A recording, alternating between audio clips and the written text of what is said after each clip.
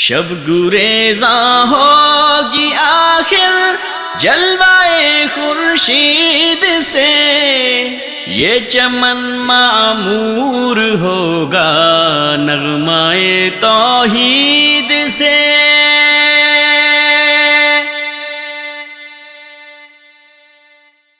سرزمین سندھ جس کو محمد بن قاسم الثقفی رحمہ اللہ نے فتح کیا، لواری شہر میں اس بابا محمد زمان پیر کی قبر پر 1930 کے قریب مصنوعی جھوٹے حج کا فتنہ اٹھا، اور تاریخ بھی وہی رکھی۔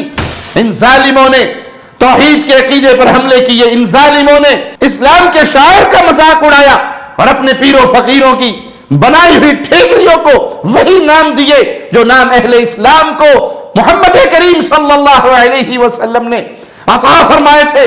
جمعیت اہل حدیث سندھ کے ناظم اعلیٰ فضیلت الشیخ ڈاکٹر عبدالحفیظ سمو کو اللہ ان کی مدد فرمائے، اللہ ان کی تائید فرمائے، اللہ ان کی نصرت فرمائے، وہ مرد مجاہد اسلاف کی یاد تازہ کرتے ہوئے ان اہل شرک کے سامنے پھر سیسا پلائی ہوئی دیوار بن کر کھڑے ہو گئے۔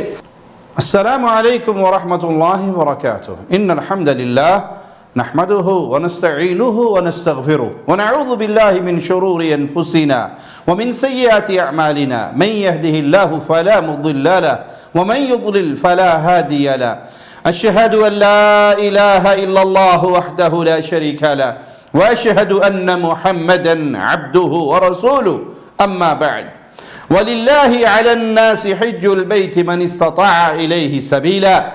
سرزمین سندھ جس کو محمد بن قاسم الثقفی رحمہ اللہ نے فتح کیا اور یہاں سے کفر و شرک کے اندھیروں کو مٹایا،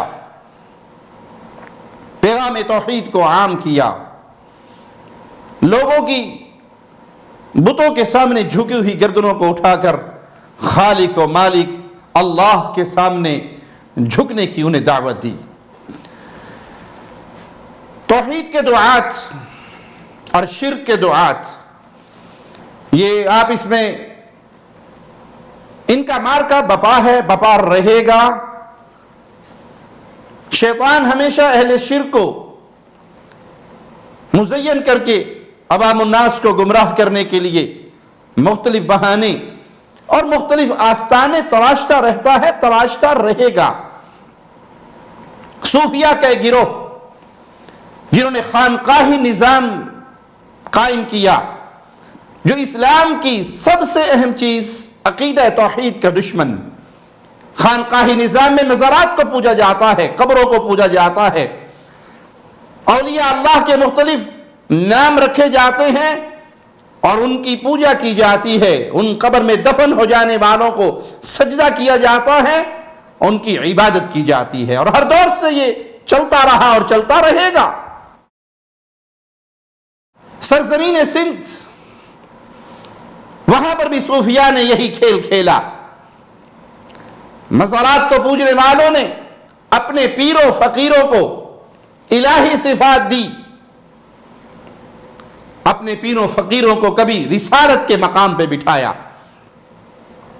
ہم آپ کو بارہا ایسے کلپ دکھا چکے ہیں جہاں اپنے پیر کو رب کہا جاتا ہے، وہ لاسانی سرکار کی شکل میں ہو، نوری بوری والے کی شکل میں ہو، پیر لال شاہ کی شکل میں ہو، مرید کھل کر کہتے ہیں کہ یہی ہمارا رب ہے، اس کا چہرہ نعوذ باللہ ثم نعوذ باللہ رب کا چہرہ ہے۔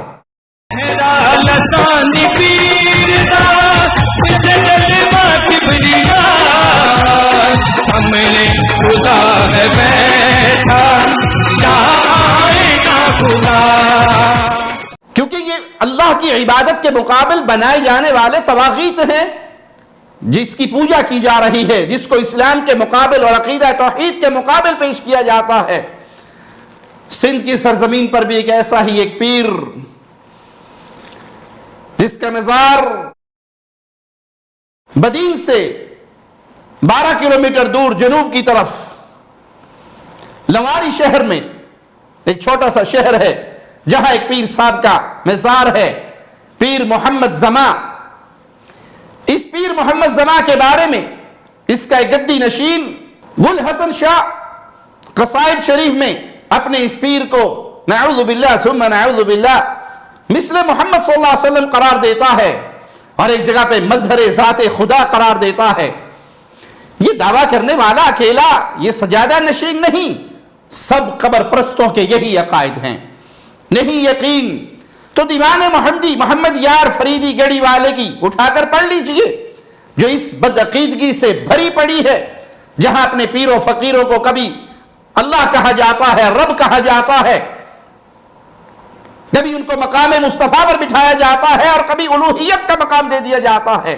قبر پرستوں کے یہی عقیدے ہیں، یہ وحدت الوجود کے قائل، اور ہر چیز کے اندر نعوذ باللہ ثم نعوذ باللہ، وجود صرف ایک اللہ ہی کا ماننے والے گمراہ ترین لوگ۔ ہاں، ان ظالموں نے تقدس کی چادر کے اندر اپنے آپ کو چھپایا ہوا ہے،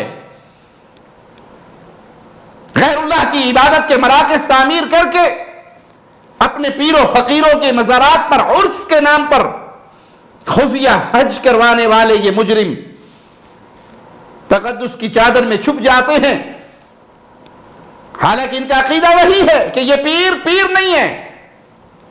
لوکی ارشا ہوتا لب دینے رب بوری والے دے اولے آ بیٹھا، بیتے دی گال نہ کرمائی، میں کو الف دی سمجھ کے نہیں آئی، میم دا برخا پا کے احد احمد وچ اتر آئی۔ ان کے عقائد وہی ہیں، یہ اپنے مزارات پہ آ کر اپنے مریدوں کو جو اعمال سکھاتے ہیں وہ کھلے ہوئے چمکتے ہوئے سورج کی طرح واضح ہے۔ سال ہر سال پہلے ہم نے سندھ ہی کے ایک مزار سیون شریف میں ہونے والے حج کی حقیقت بیان کی تھی۔ آپ کو یاد ہوگا وہاں بھی ایک لال شہباز قلندر کے ایک حاجی نے کہا تھا کہ یہ غریبوں کا حج ہے، جو امیر ہے وہ سعودیہ جا سکتے ہیں، مکہ مدینہ جائیں، حج کرے، مسجد نبوی کی زیارت کرے، لیکن جو غریب ہے اس کا حج یہاں پر ہے۔ قلندر بابا پہ جو آدمی آتے ہیں ایک قسم کا حج ہے، غریبوں کا حج ادھر ہی ہے۔ تو یہ کوئی نئی بات نہیں، قبر پرستوں کی تاریخ اس گندے افعال سے بھری پڑی ہے۔ لواری شہر میں اس بابا محمد زمان پیر کی قبر پر 1930 کے قریب مصنوعی جھوٹے حج کا فتنہ اٹھا، اور تاریخ بھی وہی رکھی جو آج بھی بعض وزارات پر عرس کی یہی تاریخ ہے، 9 ذی الحج 10 ذی الحج، اور غریبوں کا حج کہہ کر یہاں عوام کو لوٹا جاتا ہے، ان کا مال بھی، ایمان بھی، عزتیں بھی۔ لواری کے اندر بھی یہی ہوا، 9 ذی الحج کو حج کا خطبہ، باقی رسومات بھی ادا ہونے لگی، اہل ایمان اس فتنے کے سامنے ڈٹ گئے اور مسلمانوں کی قربانی رنگ لائی۔ مسلمانوں نے اپنی جانوں کو ہتھیلی پہ رکھ کر اس جھوٹے مصنوعی حج کو روکا، اور جب تک مسلمان زندہ رہیں گے، یاد رکھنا، جب تک اہل ایمان زندہ رہیں گے، اہل توحید زندہ رہیں گے، تمہارے کسی پیر کو نہ رب ماننے کی اجازت دیں گے، اور نہ ہی تمہارے کسی پیر کے مزار پر ہونے والے شرکیہ اعمال کو حج کے مبارک لقب سے ہی مزین ہونے دیں گے۔ یہ حج نہیں ہے، یہ شرک ہے، یہ غیر اللہ کی عبادت ہے، یہ کھلا ہوا شرک ہے۔ اس شرک کرنے والا ملت سے خارج ہو جاتا ہے جو قبروں پہ سجدے کرے اور قبروں کا طواف کرے، ان پیروں فقیروں کو مظہر ذات خدا سمجھے، اپنے پیروں کو، ان کے اقوال و افعال کو نعوذ باللہ مثل محمد سمجھے۔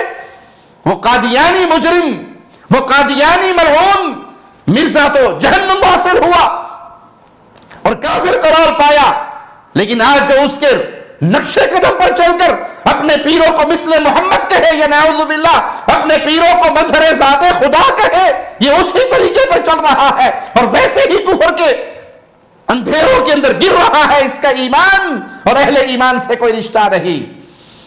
1938 میں یہ حج کا ڈرامہ بند ہوا۔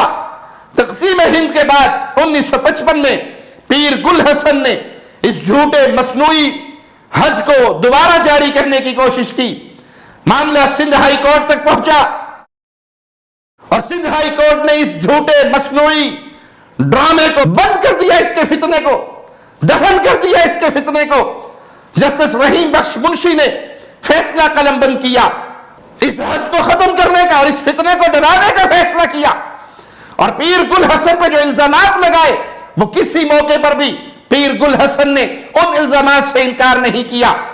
اور وہ الزامات کیا تھے کہ نماز، دعا اور اجتماع کے لیے لواری میں 9 ذی الحجہ کا انتخاب کرنا، یہ وہ تاریخ ہے جس تاریخ میں مسلمان مکہ میں حج کے لیے اکٹھے ہوتے ہیں. یہ وہاں کے مخصوص ایام اور یہ مسلمانوں کے اسلام کا ایک رکن ہے حج. اسی تاریخ کو یہاں پر کرنا، اس کے ساتھ مشابہت دینا ہے جس کی اجازت نہیں دی جا سکتی. یہ الزام تھا اور حقیقت تھا جس کا پیر گل حسن انکار نہ کر سکا. لواری کے مریدوں کو اس بات کی اجازت دینا کہ وہ ایک دوسرے کو حاجی کے نام سے پکاریں، حالانکہ اہل اسلام کے اندر یہ اصطلاح ان کے لیے ہے جو مکہ مکرمہ میں جاتے ہیں اور وہاں حج کر کے آتے ہیں، ان کو اس لقب سے اہل اسلام پکارتے ہیں. تم اپنے مزار پر آنے والے، اپنے پیر محمد زمان کی قبر کی طرف آ کر حج کرنے والوں کو یہی لقب دو. اہل اسلام اس کی اجازت نہیں دیتے. لواری کے ہی قبرستان کو بقیع قبرستان کہا گیا، اور معلوم ہے اہل اسلام کو کہ یہ بقیع قبرستان رسول اللہ صلی اللہ علیہ وسلم کی مسجد کے قریب مدینہ منورہ میں موجود ہے. ان ظالموں نے توحید کے عقیدے پر حملے کیے، ان ظالموں نے اسلام کے شاعر کا مذاق اڑایا اور اپنے پیروں فقیروں کی بنائی ہوئی ٹھیکریوں کو وہی نام دیے جو نام اہل اسلام کو محمد کریم صلی اللہ علیہ وسلم نے عطا فرمائے تھے. بقیع قبرستان یہ مدینہ میں ہے، یہ سندھ میں کیسے آیا؟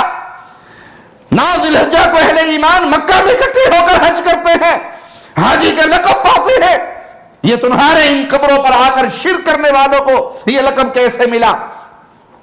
لواری میں دعا اور اجتماع کے لیے مخصوص جگہ پر ایک بڑا گیٹ مقرر کیا گیا، نصب کیا گیا اور اسے باب السلام کا نام دیا گیا.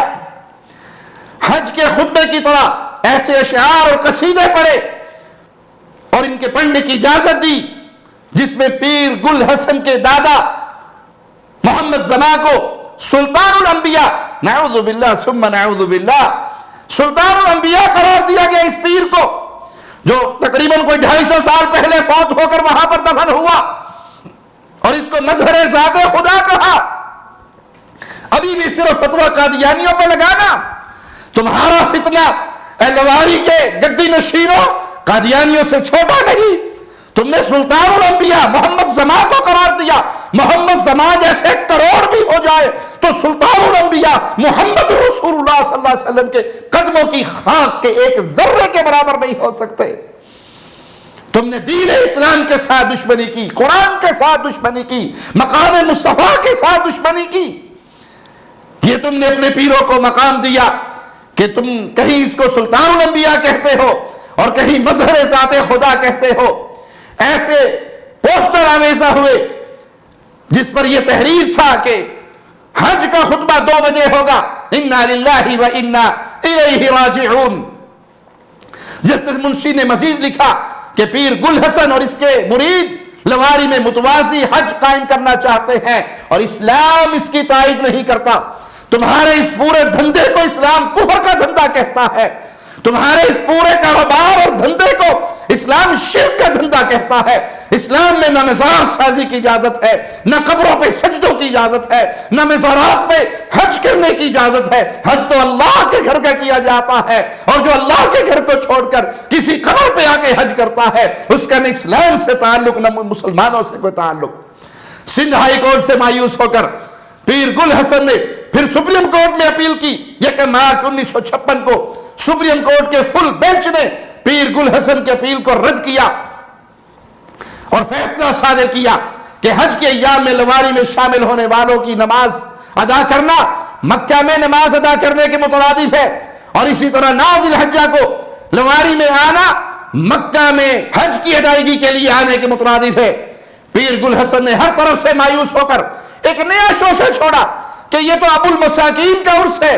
حالانکہ 16 سالہ لمبی تاریخ، عدالتوں کے چکر، یہ جملہ اس نے کبھی نہیں کہا. جان بچانے کے لیے اس نے یہ جملہ اختیار کیا کہ یہ تو عرس ہے بابا جی کا. یہ عرس نہیں، عرس کے نام پر کاروبار اور دھندا اور غیر اسلامی افعال ہے جس کا اسلام سے کوئی تعلق نہیں. 1987 میں پھر سازش کر کے یہ حج دوبارہ کروانے کی کوشش کی گئی تو اہل اسلام اٹھ کھڑے ہوئے، سڑکوں پہ نکل آئے، اپنی جانوں کو ہتھیلیوں پر رکھ لیا. 600 سے زیادہ گرفتاریاں دی مسلمانوں کا جذبہ دیکھ کر. اس وقت بھی اس پر دفعہ 144 لگا دی گئی اس علاقے میں اور یہ حج ہونے سے روک دیا گیا.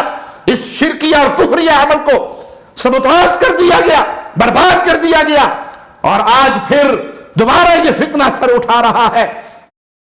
दोबारा ये अहले शिर्क अपने शिर्क के इस अड्डे को कायम करना चाहते हैं, आबाद करना चाहते हैं।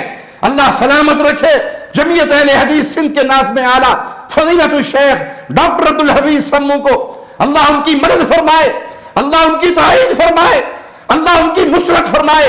वो मर्द मुजाहिद असलाफ की याद ताज़ा करते हुए इन अहले शिर्क के सामने फिर शीशा पिलाई हुई दीवार बनकर खड़े होंगे। और मैं दावत देता हूं हर अहले इस्लाम को, हर अहले ईमान को, वो सिंध का हो, पंजाब का हो, बलोचिस्तान का हो, खैबर पख्तूनख्वा का हो, कहीं का भी मुसलमान, जिस तरह 1938 के अंदर इसको बंद किया गया और हिंदुस्तान तक से मुसलमान इस ईमान के दिफा में, बिलाद हरमैन के दिफा में, बैतुल्लाह की इज्जत के दिफा में, तौहीद की दिफा में निकलकर बदीन शहर में इकट्ठे हुए। आज फिर जरूरत है हमारे इस शहर के दस्तो बाजू बनिए, मैदान अमल में आइए, इनकी हिदायत को सुनिए और इनके दस्तो बाजू बनकर इस शिरकिया मंजर को खत्म कीजिए। ये जिम्मेदारान का काम है कि इस तरह के गैर इस्लामी शायर को मिटाया जाए। जब उन्होंने इसके खिलाफ आवाज बुलंद की, लोगों ने उन्हें धमकियां दी, गालियां दी, तो हम गालियां देने वालों को कहते हैं देते रहो।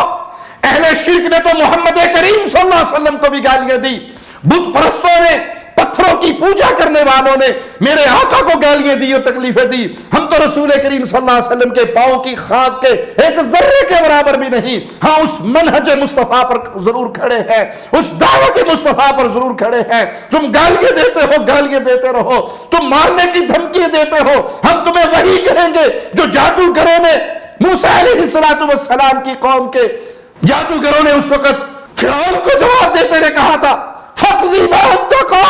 जो कर सकता है कर गुजर, तू करेगा क्या? हमारी जिंदगी ही खत्म करेगा और हमारी जिंदगी खत्म होगी तो जन्नत की जिंदगी शुरू होगी।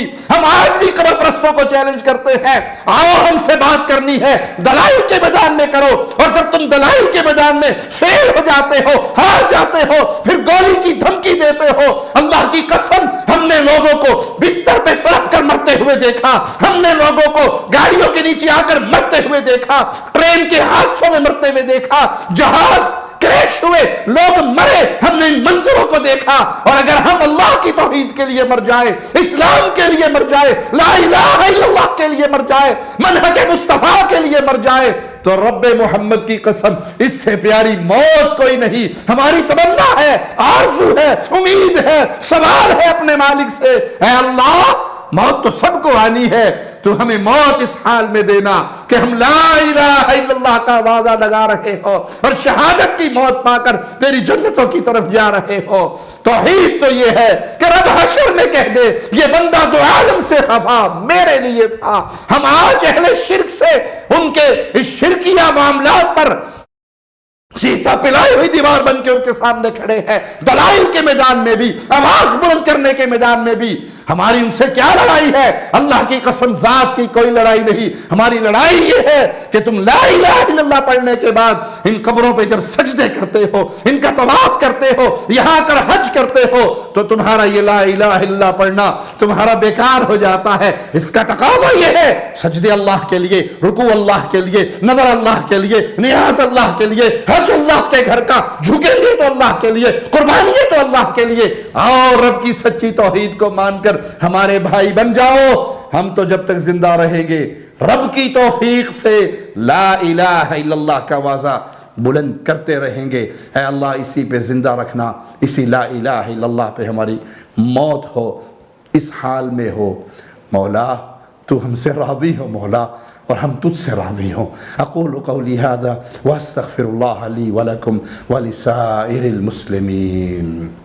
शब गुरेज़ा होगी आखिर जलवाए खुर्शीद से, ये चमन मामूर होगा नग़्माए तौहीद से।